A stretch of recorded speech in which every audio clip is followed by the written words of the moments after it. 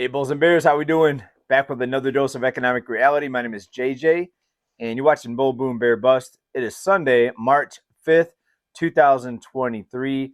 Thanks, everybody, for being here. Well, it finally happened. Home prices are down year over year now, finally. Now, there's been many channels out there saying the housing market was going to crash for years. They've been saying that. I think I was the only channel that said back in 2020, no, home prices are not going to fall. They're not going to crash. They're actually going to go higher. And they did. But here's the really sad part. Even now with home prices lower year over year, and this is, by the way, we're talking about this here, median home prices down year over year nationally. Now, some cities fell year over year previously, like San Francisco, they fell year over year last fall. They were already down year over year in several other cities. But this is nationally, when you take the entire United States as a whole, the median home price now is lower than what it was last year. It took a very long time, didn't it? Now, we were one of the only channels saying they were going to go up and up and up.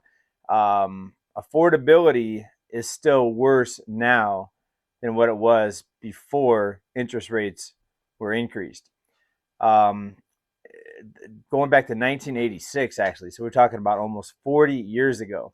So home prices, depends on what you call prices. The price of owning a home, if you're financing it, is higher now. So for some people, most people actually, prices are higher, if that's what you want to call a price, what you pay for the house. And I say that because most people finance their house. Most people don't pay cash for a house. Prices just in general, without looking at the cost of the payments and all that, they're lower. Let's go over the numbers here. This was put out by many different publications, National Association of Realtors. I happen to be getting the data here out of Axios. The typical home sold for $350,000 during the 4 weeks ending February 26th, which is 0.6% lower than February 2022. So going back a year, February 2022, we are still way, way out of bounds, way into the stratosphere from a historic standpoint. Even going into 2020, we were going into a 9-10 year housing boom because home prices bottomed, depending on your market, home prices bottomed 2011, 2012. So we were going on 10 years into a housing bubble or inflation in housing when 2020 came along. 2020 came along and things went parabolic. All the forbearance on the mortgages, the pushing rates to rock bottom once again, all the liquidity injections, all the programs that came out. But now only down year over year, it's a lot slower of a price decline than people expected. And if it wasn't for the higher mortgage rates, I think we would still be seeing home prices increase as far as just the basic price of the home. When you have mortgage rates double, you would think home prices would fall more than what they have fallen here, 0.6% year over year nationally. But again, some cities are worse. Let's talk about one of the worst cities for best, depending on if you want to lower home price. One of the best cities for falling home prices is Austin, Texas. Median home price in Austin, Texas hit a peak of about $551,000. These are single family detached homes. Price today, $451,000. Wow. So $100,000 price drop in Austin, Texas. Imagine moving to Austin in the past year, buying a home, and now you're about $100,000 underwater.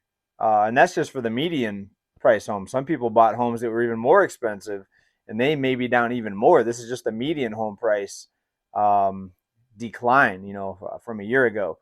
And a lot of people moved to Texas from California because California was getting so crazy. And with the work at home thing, people knew they could work remotely. Therefore, they could get out of California finally. A lot of people did and went to Texas. They went to Tennessee. They went to Oregon. They went to Arizona, Nevada. Las Vegas saw a big inflow of people from California. So as far as I can see, it's going to continue to be a slow motion decline here. Consumers are getting tapped out more and more each month that we see it. More people cannot make their minimum monthly payment, so therefore their credit card debt is skyrocketing faster than we've ever seen before. Not just because people are spending more because of high prices, but because the interest is now accumulating when you don't pay off that credit card at a 20+% interest rate, look out, because it's just a matter of time. That's why I continue to say we will not get out of 2023 without, you know what, hitting the fan. Not for everybody, but for most people. And in our last report, we talked about how Jim Rickards had predicted we're not even going to make it until June. So he's given us, well, to July. He said mid-year. So a little more than 3 months is what Jim Rickards is saying. It's going to fall apart. And it's falling apart now. It's just a matter of when it's going to be so obvious that everyone's going to realize it and recognize what's happening. For those that think that this is too much of a negative forecast, here's another statistic for you that underpins, you know, what we've been talking about here. So if we're in an economic recovery, if everything is actually booming, like some people say, why is this true right here? CNBC, 1 in 6 people are behind on their rent. Folks, this is not improving, and we're only going to get it's only going to get more difficult for most renters. We need to let rents correct. We need to let rents fall and correct back to where people can afford it. So if 1 in 6 people can't afford rent, how's about we let rents fall so more people can afford rent? Let's not intervene in the market. Let's not pass a new bill that, you know, it's going to do this and going to do that. It's not going to fix the problem. All right, staying on the topic of housing, real estate here for just a minute. This is an article here out of MoneyWise. Normally, I like the things that come out of MoneyWise. Pretty good website, good news, good information. But this I really think is ridiculous. Home prices. The housing market may have bottomed out, but how long will it bounce along the bottom? So basically, they're saying the housing market's bottomed out, and it's just going to bounce along the bottom for who knows how long, and then it's going to start going up again. The only way the housing market's going to go back up again if the mortgage rates get dropped. Right now, there's no sign of the Fed coming in and dropping rates. Now, we're going to talk about what the Fed's doing in just a minute here, because there's something very strange going on. Well, to some of you, it may be strange. We'll talk about that here in a minute. But yeah, MoneyWise article, the housing market has bottomed out. So let me get this right. Mortgage rates have doubled. We've been in a 13-year housing boom now, and we've only seen a 0.6% drop year over year in home prices, and this is the bottom. Give me a break. So the rationale that they're putting in here for this claim is that people locked in low mortgage rates back when a lot of people bought their homes. 2020, 21, 22, mortgage rates were low. So they're saying that these homeowners are just going to sit and they're not going to put their home on the market. They're going to just sit and wait. But homeowners are also in a financial pinch. Most people are buried under credit card debt. Doesn't matter if you're a homeowner or not. Credit card debt, 20% interest rates, it's going to eat you up in a hurry. So we're going to have to see, you know, what happens here. I don't think it's the bottom.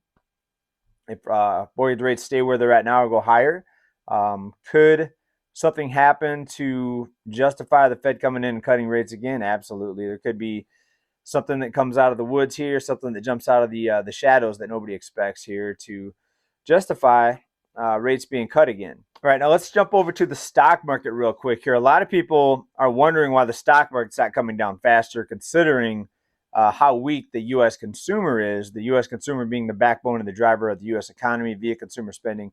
People are wondering why. Well, one, it's disconnected. Wall Street and Main Street have never been more disconnected. But the stock market, if you look at, depending on the index, is down 5 to 10% off from the peaks, which is not a lot, but it's definitely, I don't think, going to regain the peaks or surpass the peaks that we saw at the end of 2021, early 2022 for most of the indexes. But here's something here. This is out of Market Watch. The secret to stock success. I guess being down 5 to 10% from the peak is still not bad, so they're saying it's a success because they haven't crashed. The secret to stock success so far 2023, an unexpected $1 trillion liquidity boost by central banks. So even though the Fed has been unwinding their balance sheet and raising rates, they've dropped about, $500 billion off of their balance sheet, just down from just under $9 trillion. The China Central Bank has injected about $1 trillion liquidity into the global financial system. And this article here is basically making the claim that a lot of that ended up in the stock market.